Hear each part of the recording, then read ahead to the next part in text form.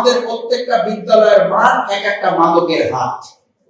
মাদক নিয়ন্ত্রণ করবেন কিভাবে? মাদক নিয়ন্ত্রণ করতে না পারলে তরুণদেরকে আপনি শিক্ষা দিচ্ছেন।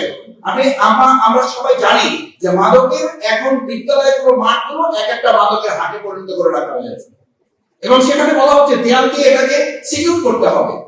সম্মানিত উপস্থিতি, সাংবাদিক বন্ধুগণ, বাজেটের তরুণ ভাবনা শেষ অংশে আমি একটু অনুরোধ করতে চাই, সরকারকে আহ্বান জানাতে চাই, আসেন, মনে আছে তেলের লাইন বন্ধ করার জন্য বিরোধী দলীয় নেতা একটা প্রস্তাবনা দিয়েছিলেন, সেই প্রস্তাবনা আলোচনা করতে রাজি হচ্ছিলেন না।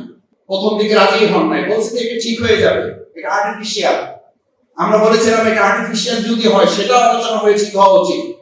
আলোচনা হয়েছে, ঠিক হয়েছে, একটা কমিটি হয়েছে, একটা লিয়াজি হয়েছে। লিয়াজি কমিটি করার পরে দেশের মানুষের মধ্যে আস্থা তৈরি হয়েছে যে সরকার এবং বিরোধী দল মিলে যখন কোনো কাজ করে তখন এটা বন্ধ হয়েছে এবং তার 2-3 দিন পর থেকে দেখা গেছে এই সমস্যাটা সমাধান বের হয়ে আসছে। আমি যেটা বলছি সবশেষ, এই বাজেট নিয়ে যেটা আপনারা উপস্থাপন করবেন 2/3 মেজরিটি দিয়ে যেন আল্লাহর রাস্তে আপনারা ঘাড়ের উপরে চাপিয়ে দিয়ে বাজেট পাস করার মানসিকতা নিয়ে সংসদে যাবেন না।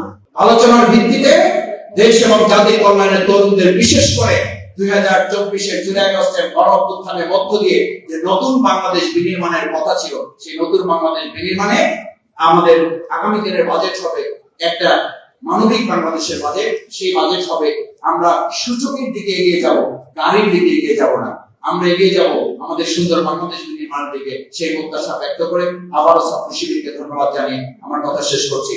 আল্লাহ হাফেজ।